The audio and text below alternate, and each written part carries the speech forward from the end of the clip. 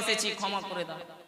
কলিযুগ যখন এভাবে প্রণাম স্তুতি করতে শুরু করেছে, তখন রাজা পরীক্ষিত বলছে যে আমি যেখানে যেখানে তোমাকে থাকতে বলবো সেখানে সেখানে যদি তুমি থাকো তাহলে ঠিক আছে। বললেন ঠিক আছে, আমি তোমাকে যেখানে জুয়া খেলে সেখানে তুমি থাকো, যেখানে মদ পান করে সেখানে তুমি থাকো, যেখানে ব্যভিচার হয় সেখানে থাকো, যেখানে বেশ্যালয় আছে সেখানে তুমি থাকো। এগুলো স্থানে যদি তুমি থাকো তাহলে আমার রাজ্যে তুমি থাকতে পারো, আর যদি এগুলো স্থানে তুমি যদি না থাকতে চাও তাহলে এখনই সঙ্গে সঙ্গে তুমি এখান থেকে বেরিয়ে চলে যাও। দ্যুতম পানম স্ত্রিয়ম সোনা যত্র ধর্মশ্চতুর্বিধঃ, এই চারটি স্থানে থাকতে। কলিযুগ বললেন প্রণাম করে, হে প্রভু কোনো একটা ভালো স্থান তো দিন যেখানে আমি সুখে থাকতে পারি। ঠিক আছে, যদি তুমি থাকতে এরকম চাও তাহলে স্বর্ণে তুমি নিবাস করো, সোনাতে। ঠিক আছে, সোনাতে নিবাস করব। এ বলে কলিযুগ সঙ্গে সঙ্গে রাজা পরীক্ষিত যে মুকুট পড়েছিল সে মুকুটে কলিযুগ প্রবেশ করেছে অট্টহাস করে।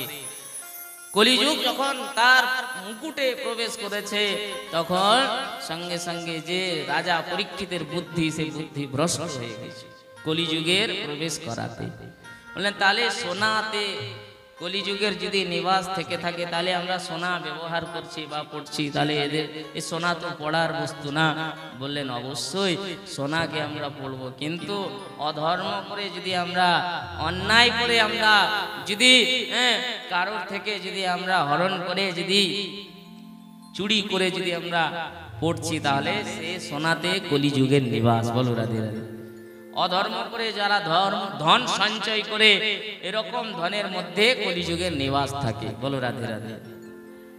ধর্ম করে যারা ধন সঞ্চয় করছে তাদের ধন অনেক দিন স্থির থাকবে, আর যারা অধর্ম করে ধন সঞ্চয় করছে তাদের ধন কিছুতে টিকে থাকবে না। বলো রাধে রাধে। বলো না রাধে রাধে, আরো একটু জোরে বলো। রাজা পরীক্ষিত আর বাড়িতে না যেয়ে চলে গেলেন বনের দিকে, জঙ্গলের দিকে। আর জঙ্গলের দিকে যখন গিয়েছেন তখন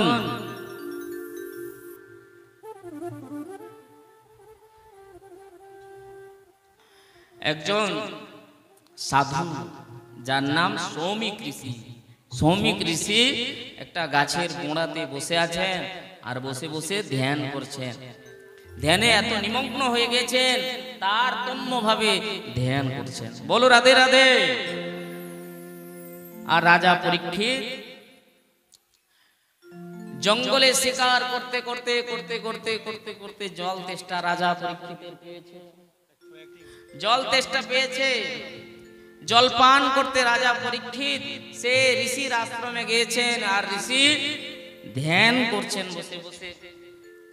সৌমিক ঋষি গেলেন আশ্রমের কুটিরে আর প্রণাম করে রাজা পরীক্ষিত জল চাইছেন। হে প্রভু একটু জল পান করান, আমি খুব জল তেষ্টা পেয়েছি। সৌমিক ঋষি আর তার দিকে তাকিয়েও দেখছেন না যে কে আমার কাছে এসেছে, কেন বা এসেছে। কতবার ডাকলেন কিন্তু কিছুতেই শুনতে।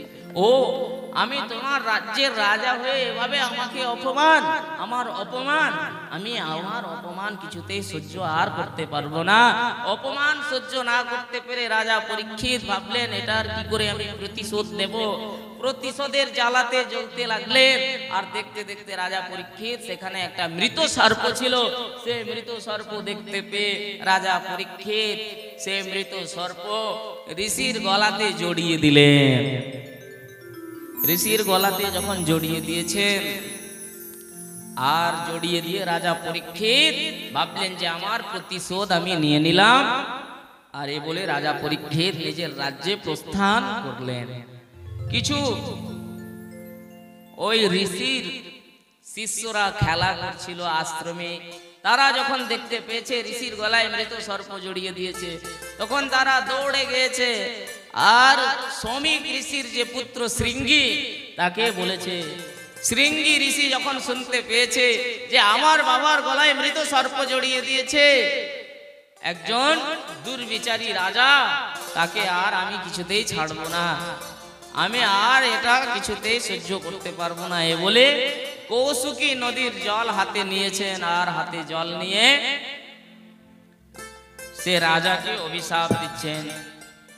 ইতি লঙ্ঘিত মর্যাদা তক্ষকঃ সপ্তমে হনি দ্যঞ্চতি স্ম কুলাঙ্গারম শোভিতো মে তদ্রুহম। আরে মূর্খ, তুই আমার বাবার গলায় মৃত সর্প জড়িয়ে দিলি। যা, আমি তোকে অভিশাপ দিচ্ছি যে তোর মৃত্যু এই 7 দিনের মধ্যে হবে, আর তক্ষক নাগের দংশনে তোর মৃত্যু হবে। কুলাঙ্গার বলেছেন এখানে রাজা পরীক্ষিতকে, আর অভিশাপ দিচ্ছে।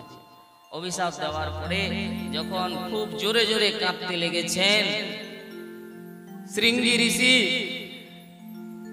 কান্না শুনতে পেয়ে শ্রমিক ঋষির ধ্যান ভঙ্গ হয়েছে। শ্রমিক ঋষি নিজের পুত্রের চোখের জল মুছে বললেন, বাবা তুই কেন কাঁদছিস? কি হয়েছে যে তুই কাঁদছিস? বাবা, তোমার গলায় মৃত সর্প জড়িয়ে দিয়েছিল এক রাজা, এত বড় কুলাঙ্গার আমি কোনোদিন দেখিনি। সে অভিশাপ তাকে আমি দিয়েছি, সে 7 দিনের মধ্যে তার মৃত্যু হয়ে যাবে, তক্ষক নাগ তাকে দংশন করতে আসবে। বলো রাধে রাধে। আরে আরে রাজা পরীক্ষিতের মতো মহাপুরুষকে তুই অভিশাপ দিলি, জানিস এরকম রাজা যদি না থাকে তাহলে আমাদের থাকা কত ভয়াবহ হয়ে যাবে। চোরেদের বাড় বেড়ে যাবে, চোরেদের রাজত্ব হয়ে যাবে, ডাকাতেদের রাজত্ব হয়ে যাবে। এত বড় অন্যায় তোকে করতে হতো না। রাজা ঠিকই তো চাইছিল আমার কাছে জল, আমি শুনলাম না ওর কথা বলেই তো আমার গলায় মৃত সর্প জড়িয়ে দিল। তুই বড় অন্যায় করলি। শ্রমিক ঋষি নিজের পুত্রের উপরে খুব রেগে গেলেন, ক্রোধান্বিত হলেন। আর থাকতে না পেরে একজন গোরমুখ শিষ্যকে ডেকে রাজা পরীক্ষিতের কাছে পাঠিয়ে দিলেন। বললেন, যাও রাজা পরীক্ষিতকে সাবধান করে দাও, সে যেন নিজের উপায় কিছু করে, সে যেন কিছু করে নিজের জন্য। এ বলে গোরমুখ শিষ্য গিয়েছেন আর রাজা পরীক্ষিতকে সাবধান করলেন। রাজা পরীক্ষিত যখন এই কথা শুনতে পেলেন, মুকুট খুলে যখন রেখেছেন, তখন সঙ্গে সঙ্গে সে যে ভুল কাজটা করে এসেছে সঙ্গে সঙ্গে তার মনে পড়েছে। আর মনে পড়ে যাওয়ার পরে শুনতে যখন পেলেন যে আমি এত বড় অন্যায় করেছি, যার জন্য আমাকে অভিশাপ শৃঙ্গী ঋষি দিয়েছে যে আমার মৃত্যু 7 দিনের মধ্যে তক্ষক নাগের দংশনে হবে।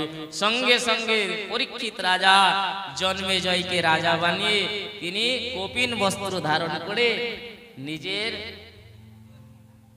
মৃত্যুর সন্ধানে তিনি কি করে আমার উদ্ধার হবে, উদ্ধারের সন্ধানে তিনি বেরিয়ে পড়লেন। আর ঘুরতে ঘুরতে গঙ্গা নদীর তটে এসেছেন।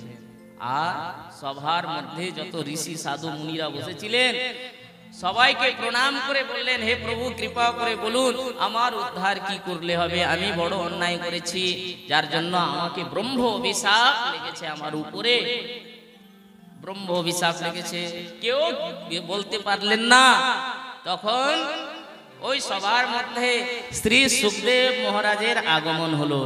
শ্রী সুখদেব মহারাজ সবার মধ্যে এসে উপস্থিত হলেন। সুখদেব মহারাজ আসছেন। बोलिए वृंदावन बिहारी लाल की,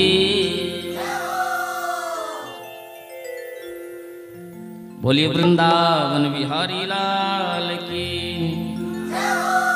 রাজা পরীক্ষিত শ্রী সুখদেব মহারাজের চরণে প্রণাম করেছেন। আর প্রণাম করে জিজ্ঞাসা করছেন, আসুন আজকের কথা এখানে বিশ্রাম, কালকে শ্রী সুখদেব মহারাজ আপনাদেরকে কথা শোনাবেন। আসুন এখানে কথাকে বিশ্রাম। बोलिए वृंदावन बिहारी लाल की जय।